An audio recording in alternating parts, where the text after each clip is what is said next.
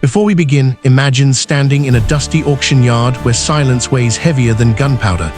A young Apache girl is pushed onto the platform, wild-eyed, unbroken, fierce. No one dares bid until one man raises his hand. $2, just $2, and with a voice steady as fire, she warns him, "You'll regret this. I will not obey you." What happened next became one of the most unbelievable stories of the Old West, filled with danger, honor, betrayal, and a bond no one expected. If you want more powerful stories like this, make sure you subscribe, share this video, and drop your thoughts in the comments. Now, let's get started. He didn't expect the bidding to fall silent so quickly. The auction yard was loud a moment ago, men shouting, boots scraping, dust rising in hot spirals, but the moment the Apache girl was pushed onto the wooden platform, the atmosphere changed. Her wrists were tied, her long black hair loose and wild, and her eyes, sharp, burning, unbroken, scanned the crowd like she was memorizing every face. The auctioneer barked out numbers, but no one raised a hand. She was young, barely 18, and every man in that yard felt the danger in her stare. When the bidding reached $2, he raised his hand almost casually, expecting someone to go higher. No one did.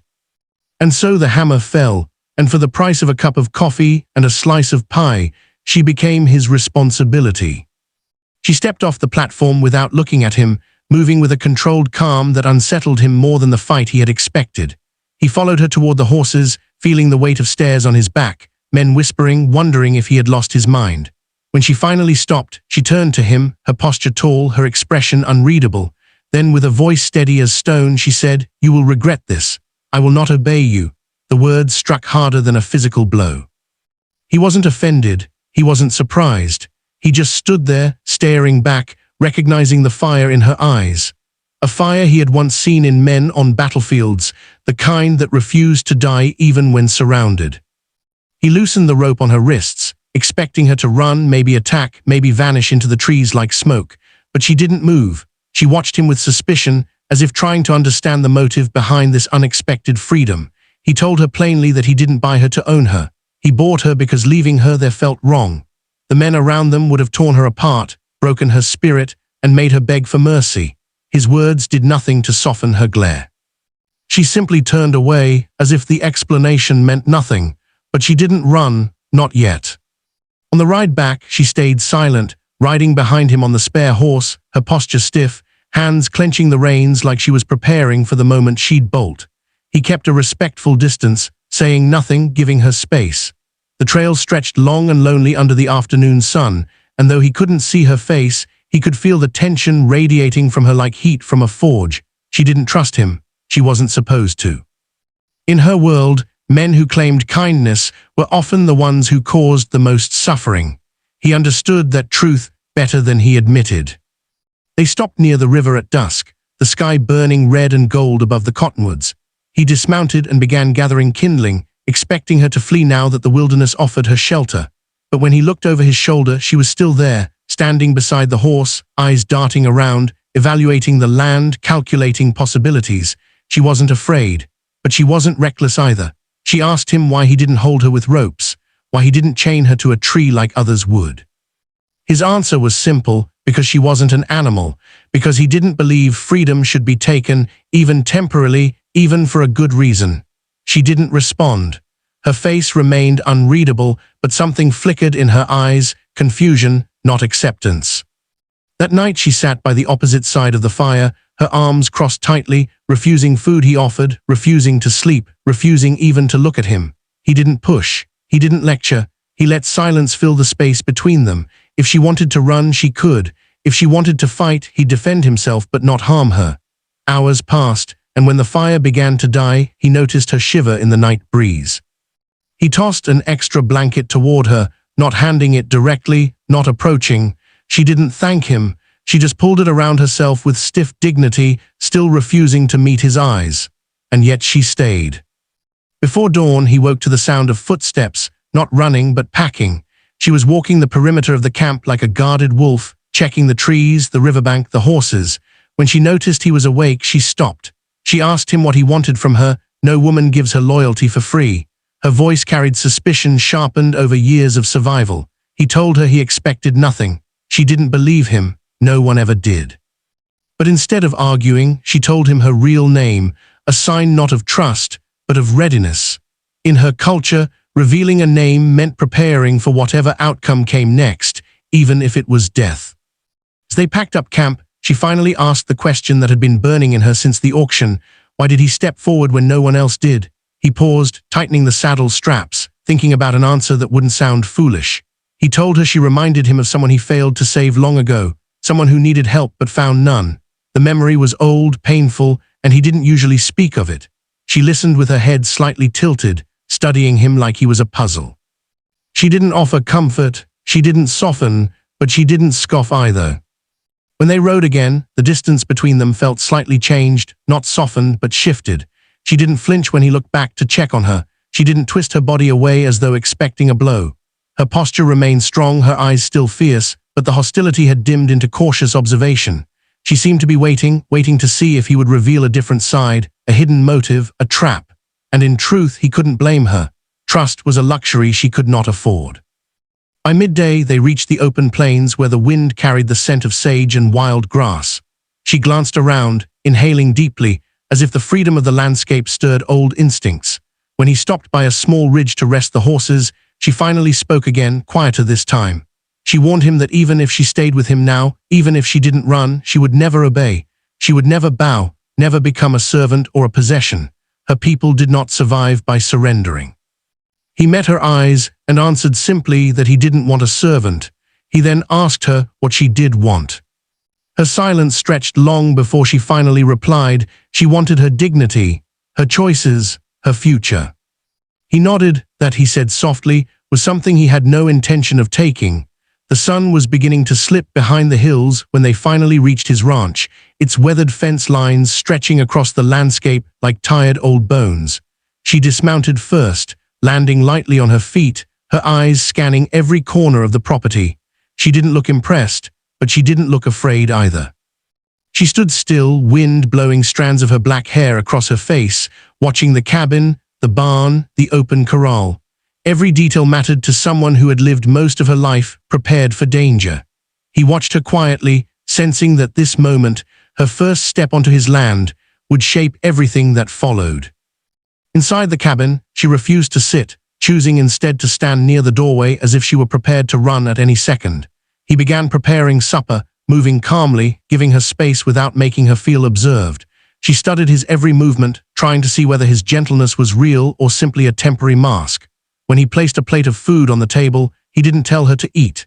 He didn't order or gesture. He simply sat down and began eating himself. After a long hesitation, she finally approached the table and took the plate, not out of obedience, out of necessity, out of the instinct to stay strong. She ate quietly, glancing at him from time to time with curiosity she tried to hide. When they finished, he offered her the bedroom, insisting she should take the bed while he slept on the floor. She stared at him like she couldn't decide if he was foolish or dangerous. "You do not sleep next to someone who may kill you," she said. He shrugged softly, rolling his blanket on the floor. "If you wanted to kill me, you wouldn't need to wait until I'm asleep," he said. She didn't respond.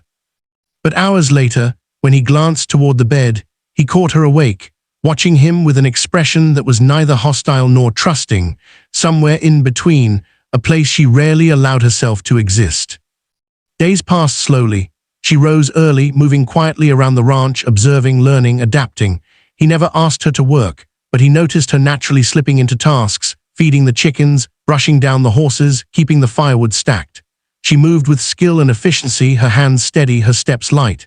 She didn't do these things for him. She did them because she needed purpose, structure, something to anchor her in unfamiliar land. And though she never smiled, he began to see moments when her eyes softened, when the tension in her shoulders loosened, when the silence between them felt less sharp. One afternoon, while she was gathering herbs near the creek, 3 cowhands rode onto the property. They recognized her instantly. Their laughter was ugly, their intentions darker. They began circling her, throwing crude remarks, reaching for her arms. Before she could react, he charged down from the barn with a fury that surprised even himself. The fight was ugly, short, filled with the crack of fists and the thud of bodies crashing into dirt. He didn't hesitate. He didn't think. He fought like a man protecting something precious, not something he owned. When it was over, the cowhands limped away, cursing, bruised, humiliated.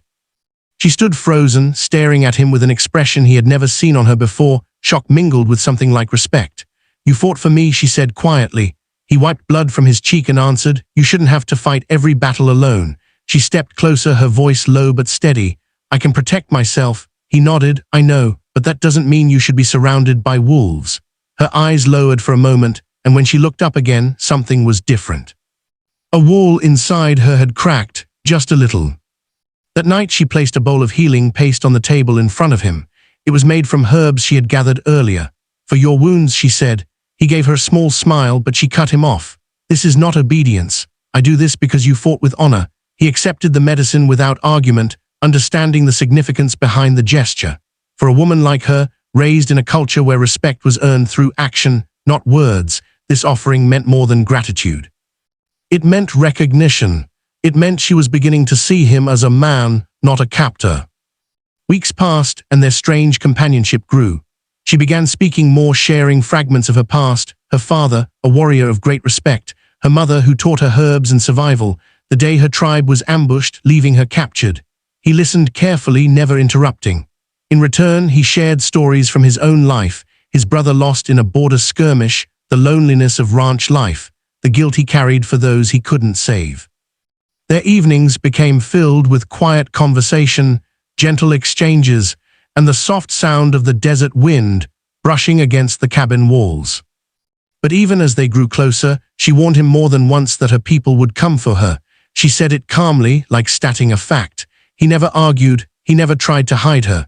He simply nodded, accepting that she didn't belong to him and never would. He had bought her freedom, not her loyalty. And loyalty, she made clear, was something she gave to no man lightly. The day her warning came true began like any other. She was cutting vegetables by the window when she froze, her eyes narrowing. He followed her gaze and saw dust rising on the horizon, riders, fast, skilled, purposeful, Apache warriors, her people, her family, her past catching up to her present. She stepped outside before he had the chance to ask anything. She walked toward the approaching riders with her chin high, her heart pounding but her spirit unbroken. When they reached the ranch, the warriors circled the cabin with silent precision. The chief dismounted, his presence commanding, his eyes sharp as he looked at her. "Naya," he said in their language, relief and pride mixed in his tone. "We feared you lost." She bowed her head, not in submission, but in respect. Will approached slowly, keeping his hands visible. He expected anger, perhaps violence, but the chief looked at him, studying him carefully. "You purchased her," he said in rough English. Will shook his head. "I freed her," he replied. "The auction would have destroyed her." The chief turned to Naya. "Is this true?" She stepped forward, her voice strong. "He showed me respect. He gave me safety. He asked for nothing." The chief nodded, and for a long moment there was only silence. Then he spoke again. "Do you wish to return home?" The question hung in the air, heavy, final. She looked at her tribe, her history, her blood. Then she turned to Will, the man who had changed her life without asking for anything in return. Her voice trembled. Just slightly when she spoke, "I wish to return, but I leave without hate." He nodded, forcing a smile that didn't reach his eyes. "I'm glad you're going home," he said. The chief glanced at Will again, giving a respectful nod. "You will have a friend among the Apache. You are owed a favor for your honor." Naya stepped toward Will, her eyes soft for the first time since he met her. "I told you that you would regret buying me," she whispered. He answered quietly, "I don't." She touched his hand briefly, a silent thank you, a goodbye he would feel for the rest of his life. She rode away with her tribe, and he stood alone as the dust settled, the ranch suddenly too quiet, too still. And though she was gone, her presence lingered, in the herbs drying by the window, the blanket she once used, the empty place at the table. He had bought a stranger for $2, but what he gained, and lost, was worth far more than any price the world could name. The story ends not with regret, but with memory. And memory lives longer than any bond made by force, because theirs was a bond made in the unlikeliest place of all, respect.